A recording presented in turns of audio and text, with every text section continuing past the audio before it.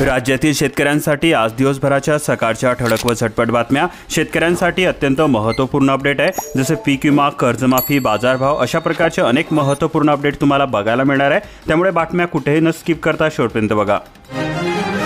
आताची सर्वात मोठी अत्यंत महत्त्वाची बातमी समोर येत आहे। सिलेंडर 50 रुपयांनी महागला, उज्ज्वला लाभार्थ्यांनाही बसणार मोठा फटका। केंद्र सरकारने सर्वसामान्य ग्राहकांना मोठा झटका देत एलपीजी सिलेंडरच्या किमती वाढवण्याची घोषणा केलेली आहे।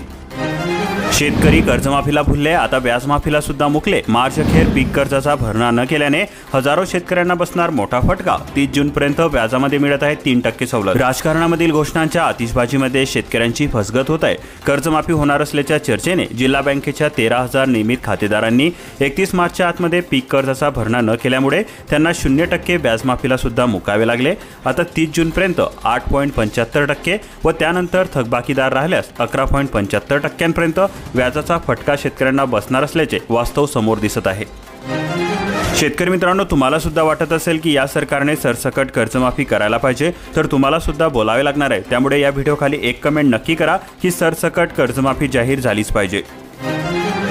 35,000 घरकुलांवर लागणार सूर्यघर योजनेचे छत, अनुदानामध्ये झाली होती वाढ, नागरिकांचा प्रतिसाद वाढला। बांधकामासाठी 35,000 तर सौर ऊर्जेसाठी 15,000 मिळणार। लातूर जिल्ह्यामधील 1 लाख शेतकऱ्यांच्या खात्यावरती 137 कोटींचा पीक विमा जमा करण्यात आलेला आहे। गेल्या वर्षीचा खरीप हंगाम पीक नुकसानीची पूर्वसूचना न दिल्यामुळे बळीराजास भरपाई। गत वर्षीच्या खरीप हंगामात अतिपाऊस झाल्यामुळे पिकांचे मोठे नुकसान झालेले होते। शेतकऱ्यांनी पीक विमा कंपनीकडे नुकसानीची पूर्वसूचना सुद्धा नोंदवलेली होती। त्यानंतर प्रत्यक्ष सर्वे करण्यात आलेला होता, मात्र अद्याप सुद्धा भरपाई मिळाली नसल्याने शेतकऱ्यांचे डोळे पीक विमा कंपनीकडे लागून होते। याच दरम्यान लातूर जिल्ह्यामधील 1,04,168 शेतकऱ्यांसाठी 137 कोटी रुपयांचा पीक विमा मंजूर होऊन तो शेतकऱ्यांच्या खात्यामध्ये जमा करण्यात येत आहे।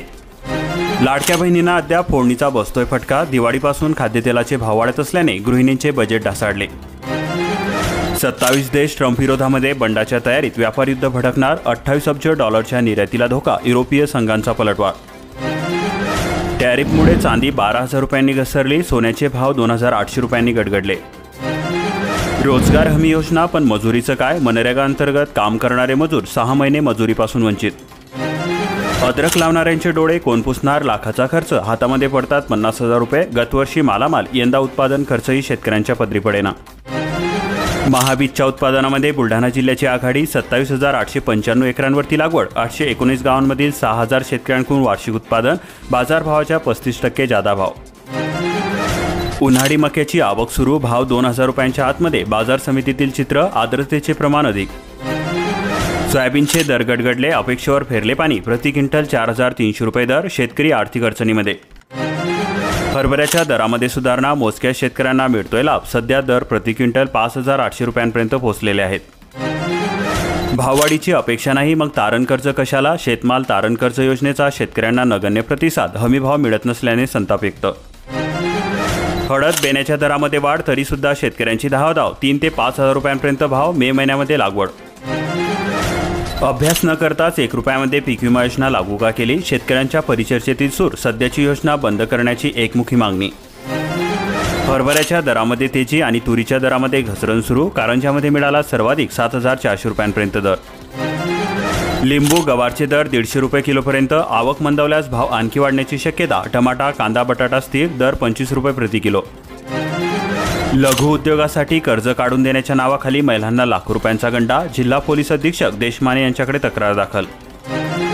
आता वयाच्या 60 नंतर बांधकाम कामगारांना मिळेल निवृत्ती वेतन, जिल्ह्यामध्ये 1.25 लाख कामगार, सरकारी नोंदणी अनिवार्य, विविध सवलतींचा मिळणार लाभ। आता वीज महागली, प्रति युनिट 60 पैसे अधिक द्यावे लागणार। राज्यामध्ये 1 एप्रिलपासून वीज स्वस्त होणार होती, मात्र महावितरणने स्वस्त विजेला आक्षेप घातल्यामुळे महाराष्ट्र राज्य नियामक आयोगाद्वारे याबाबतचा निर्णय स्थगित ठेवण्यात आलेला आहे। याच दरम्यान महावितरणने परिपत्रक काढून घरगुती वीज ग्राहकांची वीज ही प्रति युनिट 60 पैशांनी महाग केलेली आहे। छत्रपती संभाजीनगरमध्ये अवकाळीमुळे झालेल्या नुकसानीचे पंचनामे करा, काँग्रेसची मागणी। खरीपासाठी 68,000 क्विंटल बियाण्यांची मागणी, कृषी विभागाचे आतापासून नियोजन, बियाण्यांसाठी धावपळ वाचणार। वसमत बाजार समितीमध्ये हळदीची आवक वाढली, वाहनांची लागली रांग, 4 तास वाहतूक खोळंबली, पोलिसांनी केली सुरळीत। वडोद, तांगडा परिसरामध्ये 100 शेतकरी अनुदान विहिरीच्या प्रतीक्षेमध्ये। चाऱ्याअभावी पशुधन सांभाळणे झाले अवघड, हस्तपोखरी परिसरातील चाऱ्याची टंचाई, अल्पभूधारक शेतकरी आले अडचणीमध्ये। शेतकरी संघटनेचे लातूरमध्ये आंदोलन, कर्ज माफ करण्याची मागणी, शेतकऱ्यांची फसवणूक नको. लातूर जिल्ह्यातील 8 गोशाळांना 31 लाख रुपयांचे पोषण अनुदान. ATMने पैसे काढता आता बँक घेणार 25 रुपये सेवा शुल्क. 3 नंतर प्रत्येक व्यवहारावरती सेवा शुल्क हा 18% GST सह. अवकाळी पावसानंतर सूर्य तळपला, उन्हाचा पारा 40शी पार. उष्णतेमुळे मुलांमध्ये त्वचा रोग वाढले.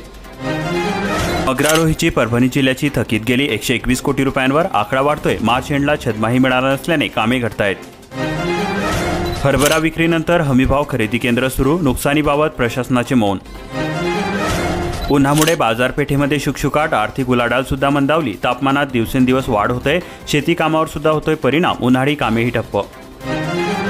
कर्जमाफीसाठी उद्धव सेनेचा रास्ता रोको, पंचवटी चौकामध्ये आंदोलन, माहिती सरकार विरोधामध्ये प्रचंड घोषणाबाजी. कावली वसाड परिसरामध्ये उन्हाळी ज्वारीचे पीक बहरले. ज्वारीच्या उत्पन्नासह जनावरांना वैरण उपलब्ध होत असल्याने उन्हाळी ज्वारीचे क्षेत्रामध्ये यंदा वाढ झालेली आहे. घरकुल लाभार्थ्यांच्या अनुदानामध्ये 50,000 रुपयांची एक्स्ट्रा वाढ. बांधकामासह मोफत विजेसाठी सौर पॅनलला मिळणार अनुदान. 392 पैकी फक्त एकाच विविध सहकारी संस्थेला अ दर्जा. सहकारी संस्थांची स्थिती चिंताजनक, लेखी परीक्षणातून माहिती उघड. नोंद 19,000 क्विंटल धानाची, गोदामामध्ये आढळला केवळ 3,000 क्विंटल माल.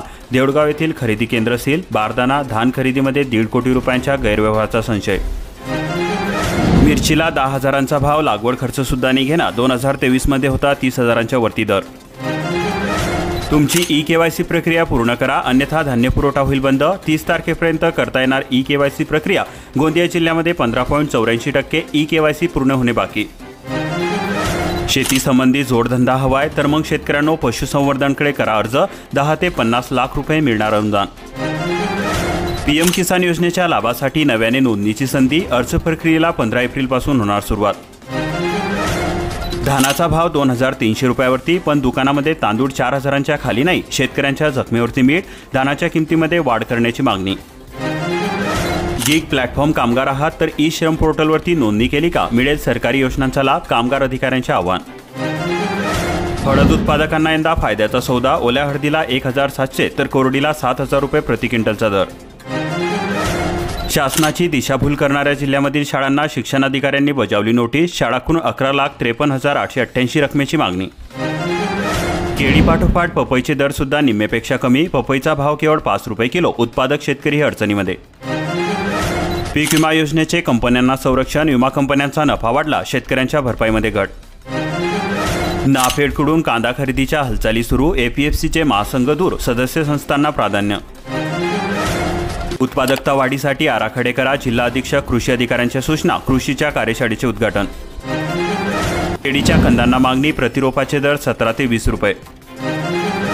अहिल्यानगरमध्ये कांदा दर 1,500 रुपयांवरती स्थिर. सोने घसरणार 55,000पर्यंत. अमेरिकन तज्ज्ञांच्या अंदाजाने सराफ बाजारामध्ये खडबड. वक्फ कायद्याला आव्हान देणाऱ्या याचिकांवरती तातडीने सुनावणी नाही. सर्वोच्च न्यायालयाने भूमिका केली स्पष्ट. नियमानुसार यादी घेण्याचे संकेत. शिक्षकांची 72,000 पदे घटली. ग्रामीण भागातील नागरिकांचे रोजगारासाठी शहराकडे स्थलांतरण. विद्यार्थ्यांची संख्या रोडावल्याने शिक्षण व्यवस्थेवरती परिणाम. राज्यामध्ये 80,26,000 मॅट्रिक टन साखरेचे उत्पादन. अद्याप 8 कारखान्यांचा ऊस गाळप हंगाम सुरू. राज्यामध्ये एकूण साखर उतार्याचा दर 9.47%वरती.